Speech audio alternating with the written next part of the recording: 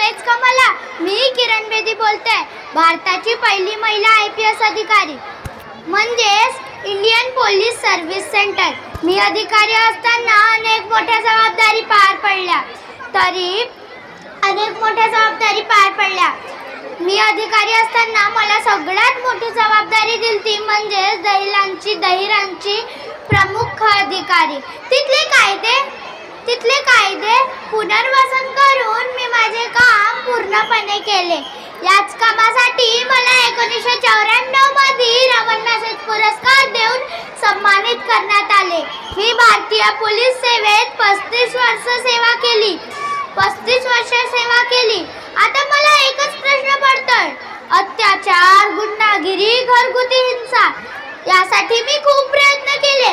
महिलांच्या प्रमाण हक्कासाठी मी खूप प्रयत्न केले. कारण की जर एक महिला शिकून गेली ना, तर ते या भारत देशाचं नाव साऱ्या जगात फिरवू शकते. क्यों एक लड़की के लिए मुश्किलों भरा सफर है जहाँ में हर कदम पर एक नई चुनौती, हर कदम पर एक नया फैसला, फिर भी उनमें कुछ कर दिखाने का जुनून है.